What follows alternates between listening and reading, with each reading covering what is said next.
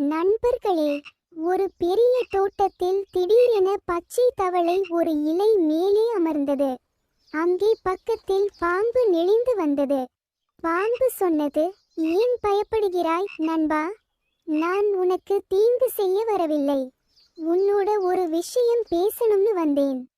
தவளை அசந்தது, எனக்கு நீ பெரிய பாம்பு. நீ விரிச்சி வரும்போதே பயமா இருக்குது. அதற்கு பாம்பு சொன்னது, நான் நீளமா இருக்கேன், நீ சின்னதா இருக்க.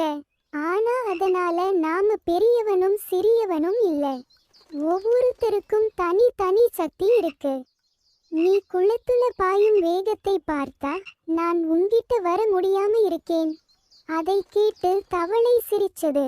அட, நீ இவ்வளவு நல்லவனா? எனக்கே தெரியாம போச்சு. அந்த நாளில் இருந்து பாம்பும் தவளையும் நல்ல நண்பர்கள் ஆனார்கள். நண்பர்களே, யாரும் பெரியவர் சிறியவர் பலவீனமா வலிமையா இருக்கிறார்களா என்று பார்த்து நடக்கக்கூடாது. நாம் அனைவரும் ஒரே மாதிரி நல்லவர்கள். ஒவ்வொருவருக்கும் தனி அழகு, தனி திறமை இருக்கிறது. அதனால அன்புடன் நடந்து பழகுங்கள்.